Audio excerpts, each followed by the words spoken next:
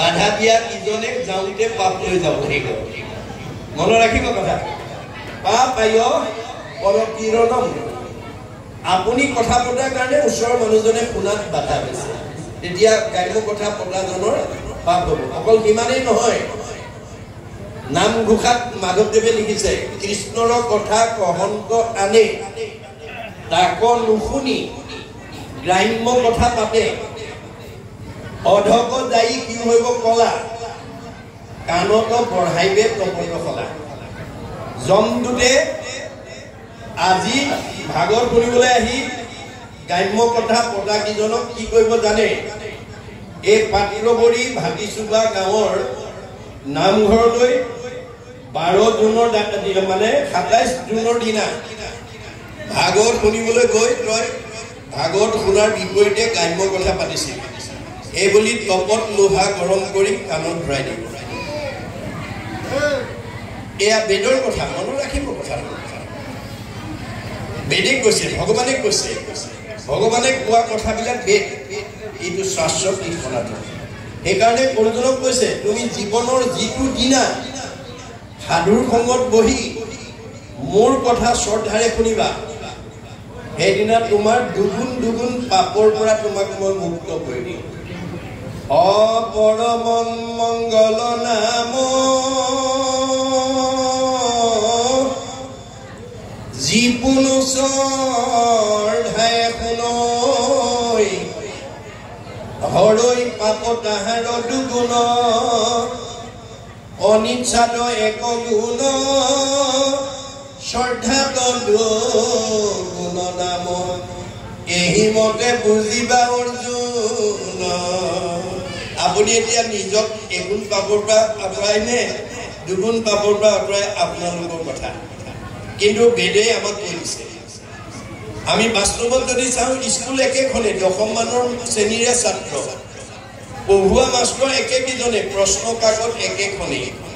কিন্তু ফলাফল বেলেগ বেলেগ একেখন স্কুলৰ 10 মানৰ শ্ৰেণীৰ ছাত্ৰ ছাত্ৰীয়ে পৰীক্ষা দি একেখন প্ৰশ্নৰ উত্তৰ লিখি কোনোবাই ষ্টেম্প কৰে কোনোবাই ডিষ্টিংচন পায় কোনোবাই ষ্টাৰ পায় কোনোবাই লেটাৰ পায় কোনোবাই ফাৰ্ষ্ট ডিভিজন কোনোবাই সেকেন্ড ডিভিজন কোনোবাই থাৰ্ড ডিভিজন কোনোবাই ফেল কৰে ৰহস্য ক'ত এই ৰহস্য ভেদ কৰিবৰ কাৰণে ভাগৱত শুনিবলৈ ৰহস্যক জানে যিটো লোক সততে কীৰ্তন কৰে মুক ধৰি দৃঢ় ব্ৰত কৰি যত্ন বিপৰীত আজি ইয়াত মাত্ৰ আমাৰ জীৱন শৈলীৰ কথা কৈ আছে আমি জীয়াই থকা কিদিনত কেনেকৈ শান্তিৰে থাকিব পাৰোঁ পৰিয়ালত সমাজত ওচৰ চুবুৰীয়াৰ লগত মিলা প্ৰীতিৰে মৰম চেনেহ সমাজত থাকিব পাৰোঁ সেই নিয়মৰ কথা কৈ আছে আমাৰ 8 প্ৰকাৰ সদাচাৰ কথা ভাগৱতত উল্লেখ আছে মনত ৰাখিব কায়ৰ সদাচাৰ বাক্যৰ সদাচাৰ মনৰ সদাচাৰ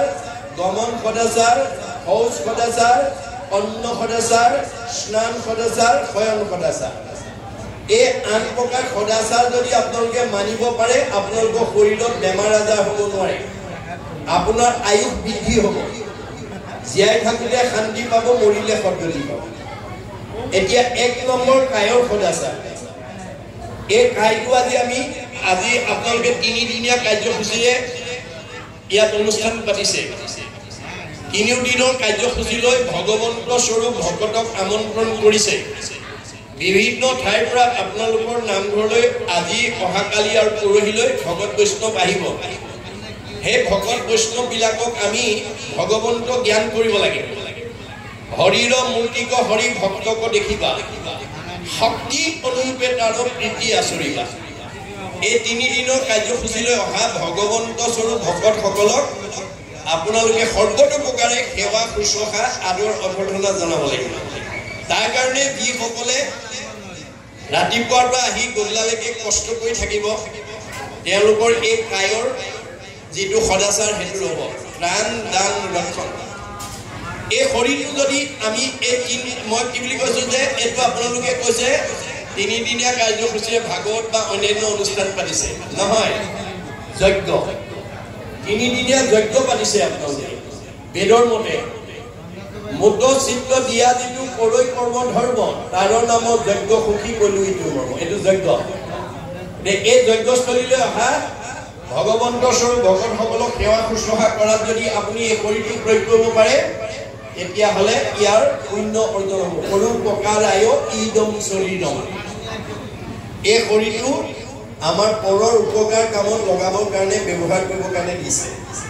যিসকল ডেকা গাভৰুৱে যিসকল ডেকা গাভৰু বোৱাৰীয়ে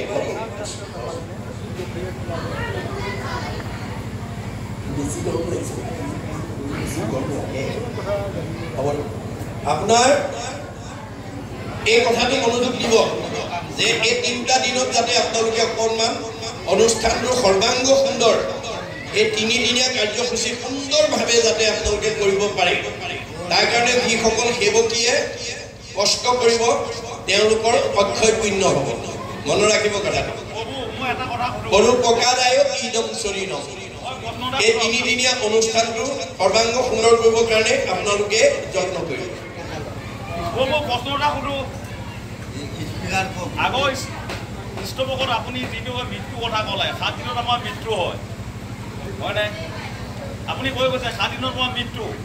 সোমবাৰ মঙলবাৰ বুধবাৰ বৃহস্পতিবাৰ শুক্ৰবাৰ শনিবাৰ দেওবাৰ এই 7 দিনত আমাৰ মৃত্যু কিন্তু এতিয়া সুধো আমি সকলোৱে জানো যে আমাৰ মৃত্যুৰ দিনা আমাৰ অনিবাৰ্য আমাৰ মৃত্যু হমেই কিন্তু মৃত্যুৰ কথা ভাবি পেলাই মানুহে কিয় ভয় কৰে আপুনি এই কথাটো বুজাই দিব কি ক'লে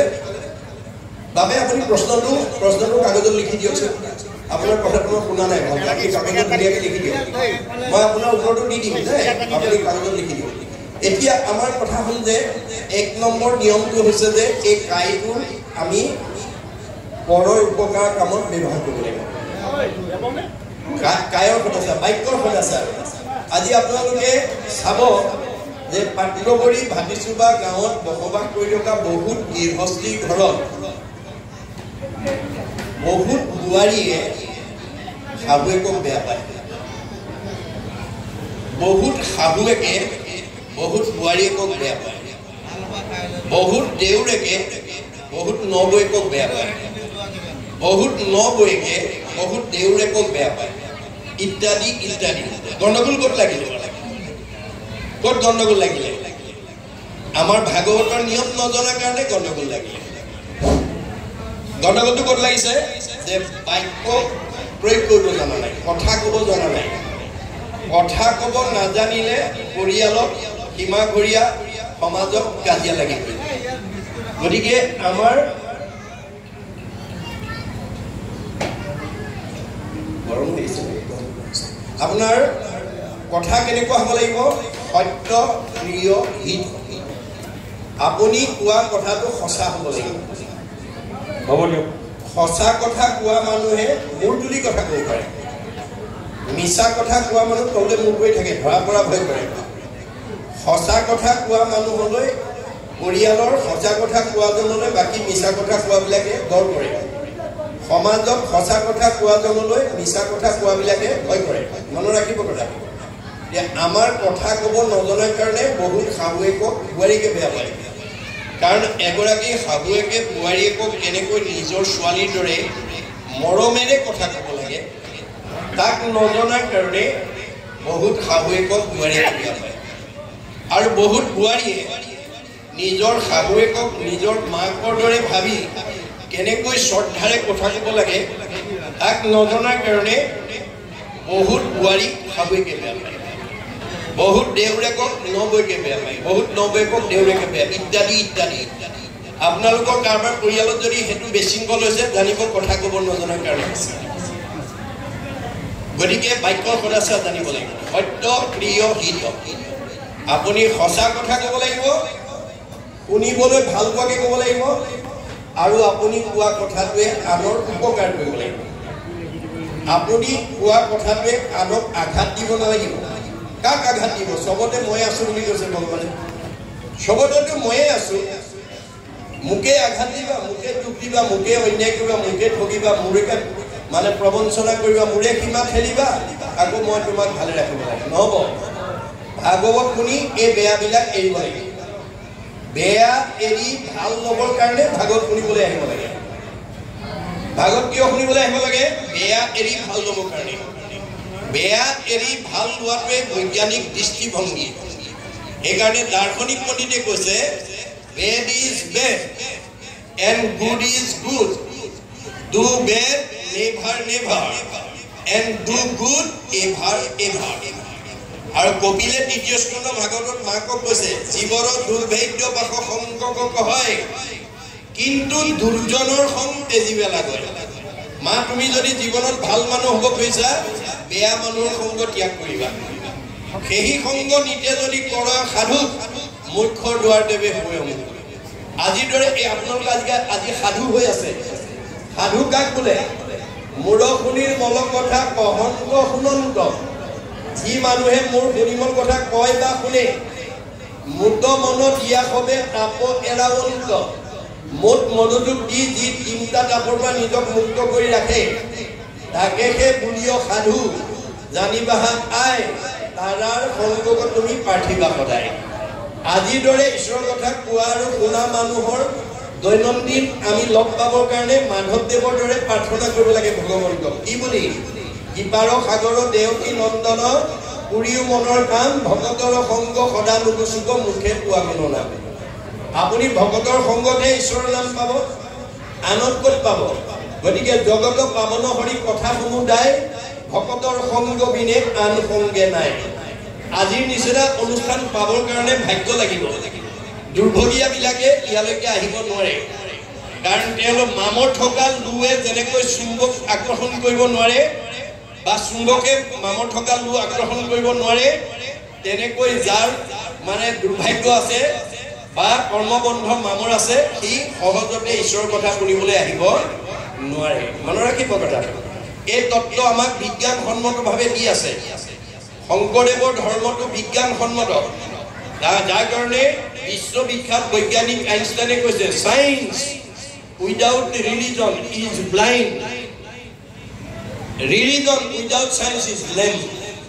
যিটো ধৰ্মত বিজ্ঞান নাই অন্ধ, যিটো বিজ্ঞানত ধৰ্ম নাই খুৰা। ধৰ্ম আৰু বিজ্ঞান ওতঃপ্ৰোত সম্বন্ধ। গতিকে আমি বিজ্ঞানসন্মতভাৱে আমি সকলো কথা বিচাৰ বিবেচনা কৰিব লাগিব, তেতিয়াহে আমাৰ মন সংস্কাৰ হ'ব। ইয়াত সেইকাৰণে কৈছে সুখ নিগদতি শুনিব পৰি কি বসুদেৱ নাৰদ সংবাদ বিপৰীত। বসুদেৱ আৰু নাৰদৰ মাজত যিটো আলোচনা হৈছিল, বিপৰীত আলোচনা এটা হৈছিল, সেই কথাটো মই তোমাৰ আগত আজি ক'ম। নিমি নৱসিদ্ধ যেন ভৈল উপাখ্যান। নিমি আৰু নৱসিদ্ধৰ মাজত যি আলোচনা উপাখ্যানৰ দ্বাৰা যি হৈছিল, বহু সাৱশেষ কথা হুইও সাৱধান। মই সাৱশেষ মাৰি কম, তুমি সাৱধানেৰে শুনা। বাৰে বাৰে নাৰদক প্ৰথান্ত মাধৱে, নেৰন্ত দ্বাৰকা ঋষি কৃষ্ণক গৌৰৱে। নাৰদ এদিন কৃষ্ণৰ ওচৰলৈ গৈছিল দ্বাৰকালৈ। কিছু সময় কথা পতাৰ পিছত নাৰদক কৈছিল তুমি যোৱাগে, কিন্তু নাৰদে কৃষ্ণক এৰি যাব খোজা নাই। এই কথাটোৱে আমাক কি বুজাইছে? যে কৃষ্ণৰ অমৃতময় কথাৰ প্ৰতি আমি সদায় অনুৰাগী হ'ব লাগে।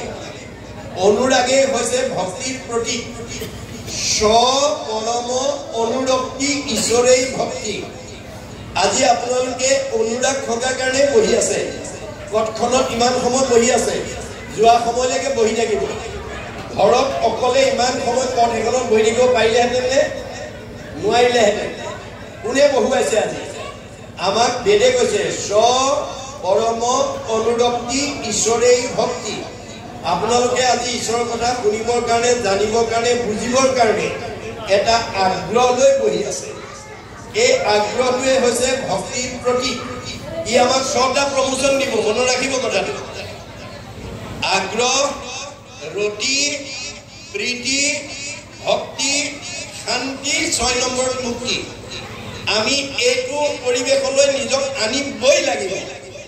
এই জন্মত নহয়, পিছৰ জন্মত আনিব লাগিব। আপুনি যেতিয়ালৈকে মুক্তি লাভ